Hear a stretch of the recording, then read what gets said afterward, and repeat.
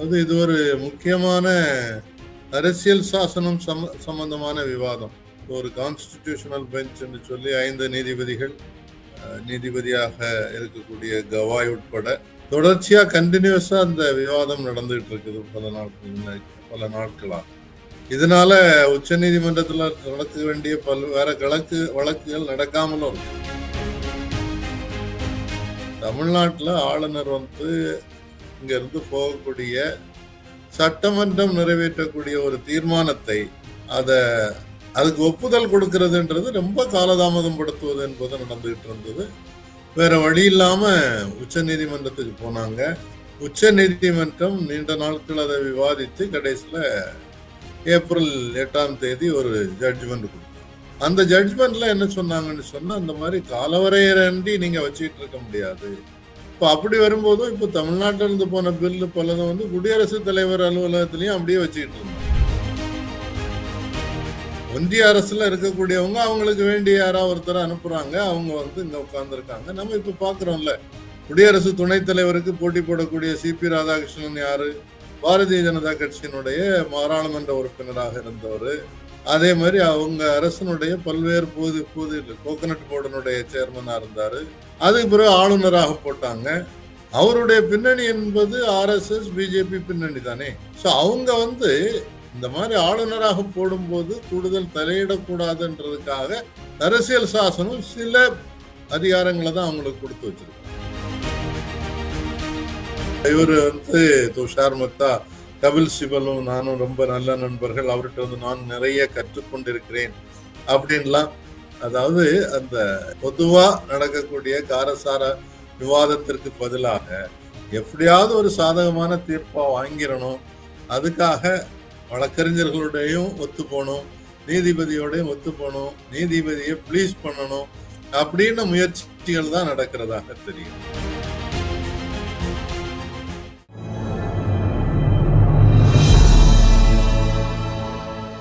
Tamil news பார்வையாளர்களுக்கு அன்பு வணக்கம். இன்றைய சிறப்பு நேர்காணலில் நம்மோடு இணைந்திருக்கும் சிறப்பு விருந்தினர் அரசியல் விமர்சகர் மரியாதைக்குரிய திரு தாமஸ் பிராங்கோ சார் தான் இருக்காங்க. சார் வணக்கம். சார் வணக்கம் சார்.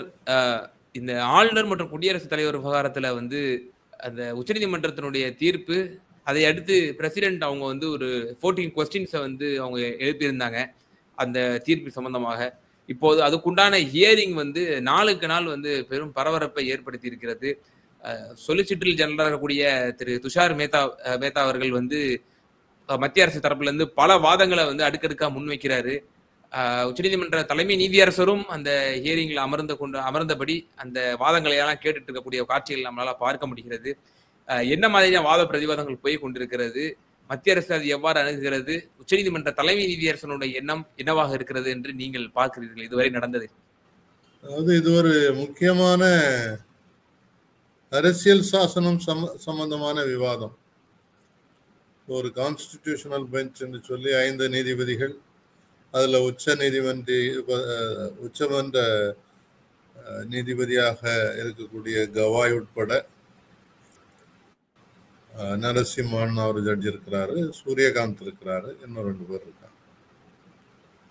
தொடர்ச்சியா கண்டினியூஸா அந்த விவாதம் நடந்துகிட்டு இருக்குது பல நாட்களா.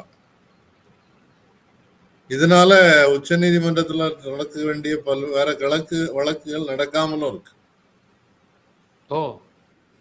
இந்த 5 பேர் இங்க வந்துட்டதுனால மற்ற ஜட்ஜஸுக்குள்ள வழக்குகளை டிஸ்ட்ரிபியூட் பண்றதுல பிரச்சனை இருக்கு. அதே நேரத்துல இந்த விஷயத்துல நடக்கக்கூடிய வாதங்கள் ரொம்ப உற்சாகமானதாகவும் இருக்கு. அந்த வழக்காடு மன்றத்தில் வழக்காடுறவங்களுடைய திறமைகளை நிரூபிக்கிறதுக்கு ஒரு வாய்ப்பு மாதிரி தெரியும். அப்ப அதுல அவங்க கஷ்டப்பட்ட விஷயங்களை பேசுறாங்க. இப்போ துஷார் மேத்தா இப்ப இருக்கக்கூடிய சாலிசிட்டர் ஜெனரல் ஆஃப் இந்தியா, அவருக்கு பக்கத்துல உதவிக்காக முன்னாள் அட்டர்னி ஜெனரலாக இருந்த KTS துளசி அவர்களை உட்கார்ந்து அவர்கிட்ட ஆலோசனை கேட்டுக்கிறாரு. சில நேரம் அவரை நீங்க பேசுங்களேன்னு சொல்லும் போது அவர் பேச மறுத்து விடுகிறார். அப்போ அதுக்கு அவருக்கு காரணங்கள் இருக்கும். அவருக்கு முழுமையாக இந்த கருத்துக்கள்ல உடன்பாடு இல்லாமல் கூட இருக்கும். இதுல இந்த தீர்ப்பு இதை பற்றி விவாதம் வந்ததற்கு முக்கியமான காரணம் வந்து தமிழ்நாடும் கேரளாவும். தமிழ்நாட்டில் ஆளுநர் வந்து இங்க இருந்து போகக்கூடிய சட்டமன்றம் நிறைவேற்றக்கூடிய ஒரு தீர்ப்பு அல்லது ஒரு தீர்மானத்தை அதுக்கு ஒப்புதல் கொடுக்கிறதுன்றது ரொம்ப காலதாமதம் படுத்துவது என்பது நடந்துகிட்டு இருந்தது.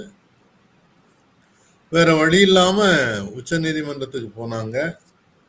உச்ச நீதிமன்றம் நீண்ட நாட்கள் அதை விவாதித்து கடைசியில ஏப்ரல் 8 ஒரு ஜட்ஜ்மெண்ட் கொடுத்தாங்க. அந்த ஜட்ஜ்மெண்ட்ல என்ன சொன்னாங்கன்னு சொன்னா, அந்த மாதிரி காலவரையறையின்றி நீங்க வச்சுக்கிட்டு இருக்க முடியாது. நீங்க அந்த அரசியல் சாசனத்தினுடைய 200வது 201வது பிரிவுகளின்படி ஆளுநர்களுக்கு சில கடமைகள் உரிமைகள் இருக்கு. இப்போ அதுல என்ன சொல்லி இருக்குதுன்னு சொன்னா, ஒரு சட்டமன்றத்தில் வந்து ஒரு தீர்மானம் நிறைவேற்றி ஒரு சட்டத்தை கொண்டு வர்றாங்கன்னாக்கி அதை வந்து நீங்க அப்படியே வச்சுட்டு இருக்க கூடாது, பார்க்கலாம். நீங்க வந்து அங்க உள்ளூர்ல இருக்கக்கூடிய உயர் நீதிமன்றத்தை கூட கலந்து கேட்கலாம். அதை படிச்சு பார்த்துட்டு உங்களுக்கு மாற்று கருத்து இருந்தால் நீங்க அதை திருப்பி அனுப்பலாம். அப்படி திருப்பி அனுப்பும் போது ரெண்டாவதும் வந்து சட்டமன்றத்துல அதை நிறைவேற்றி அப்படியே அனுப்புனாங்கன்னு சொன்னா, சில நேரங்கள்ல சில திருத்தங்களோட அனுப்புவாங்க, சில நேரங்கள்ல இல்ல நாங்க சொன்ன செய்யறது கரெக்ட் தான் அப்படின்னு அப்படியே கூட அதை அனுப்பியாச்சுன்னு சொன்னா, அதுக்கு பிறகு அதை வந்து பெண்டிங் வைக்கிறதுக்கு அவருக்கு உரிமை கிடையாது. நான் அவருக்கு வேற ஒரு வாய்ப்பு கொடுத்துருக்கிறது என்னன்னு சொன்னா, அந்த மாதிரி வரும்போது அதை வந்து குடியரசுத் தலைவருக்கு அனுப்பி வைக்கலாம் அவங்களுடைய கருத்து கேட்கறதுக்கு அப்படின்னு.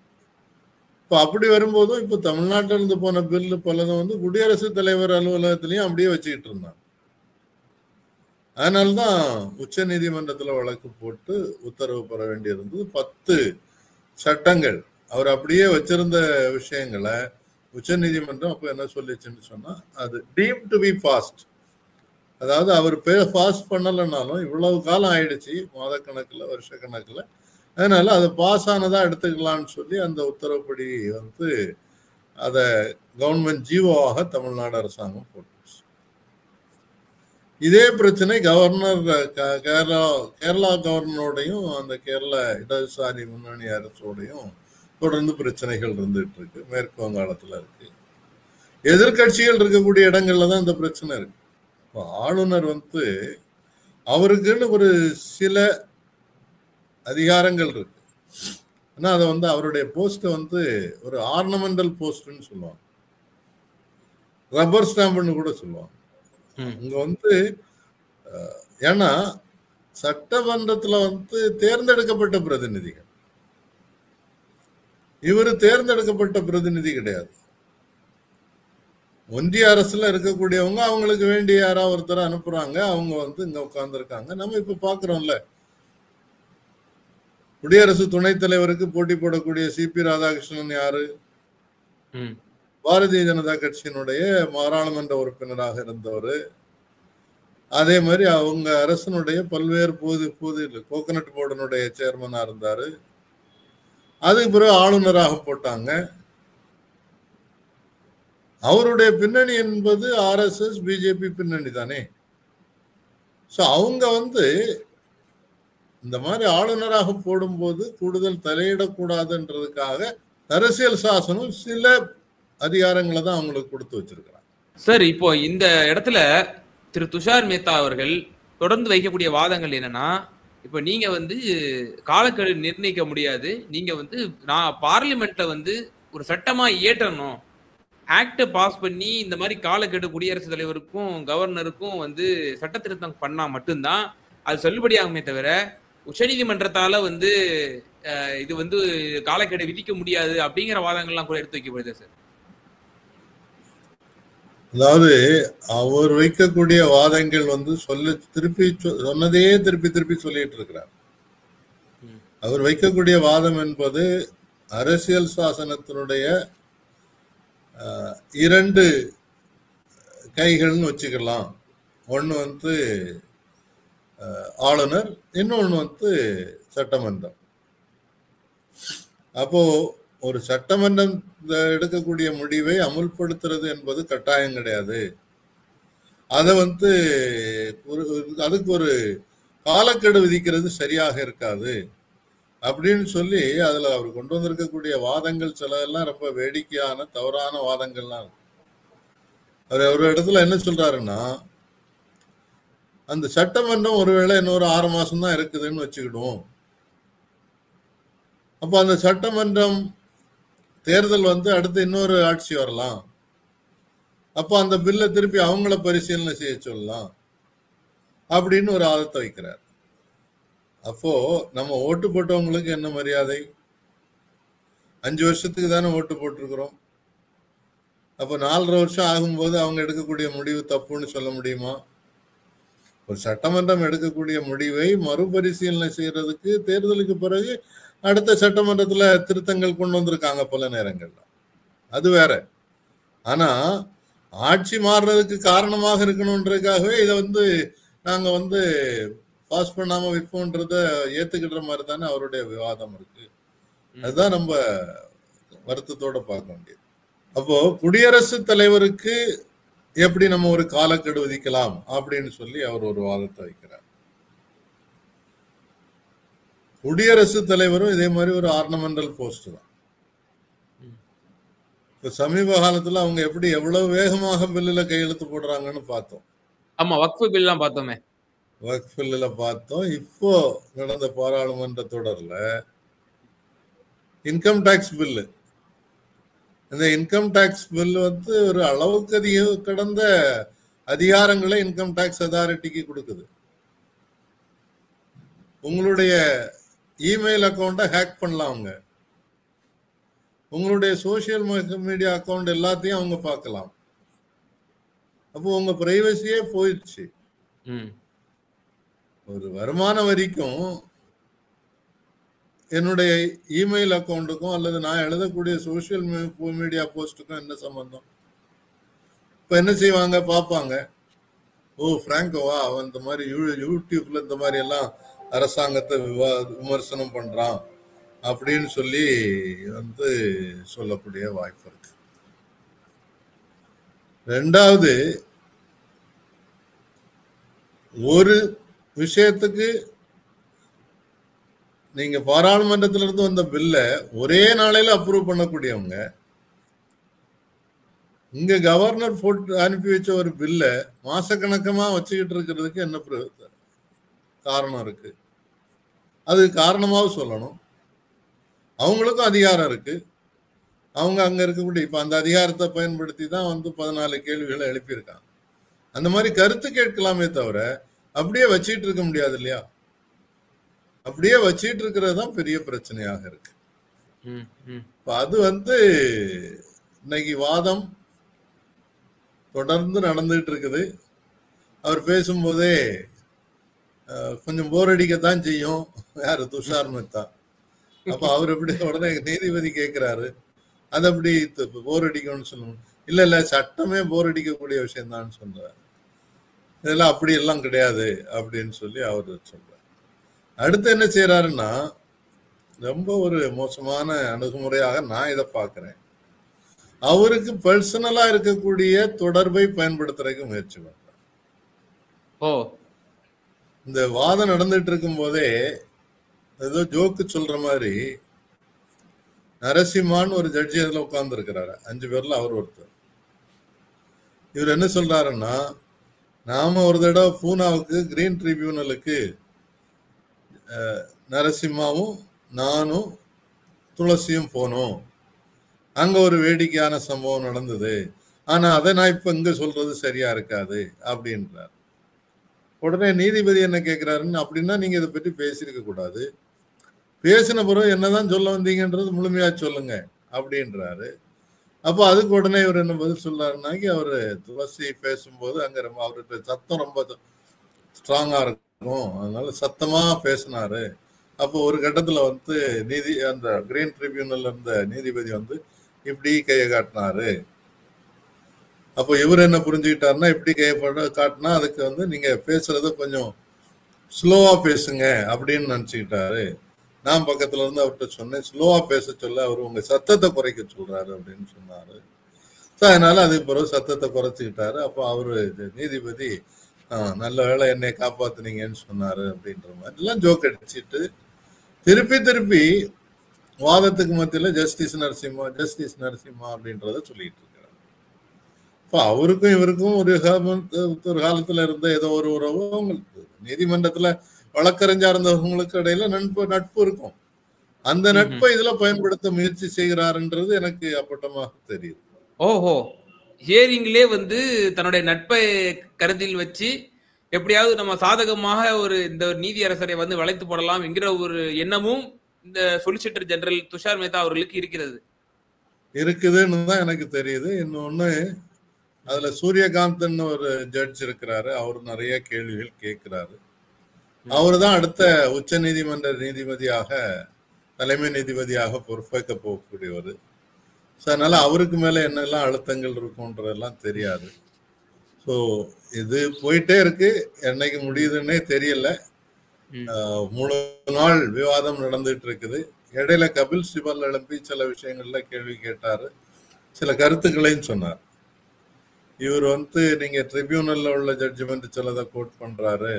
இப்போ ட்ரிபியூனல்ல உள்ள ஜட்ஜ்மெண்ட் இப்ப எடுத்துக்கிட முடியாதுன்னு நீங்க இதுக்கு முன்னால பலரும் சொல்லிட்டு இருந்தாங்க. அதுல நீங்க ஒரு நீதிமன்றத்துல இருந்து நீங்க ஒரு தீர்ப்பு கொடுத்தீங்க அப்படின்றதெல்லாம் சொன்னாரு.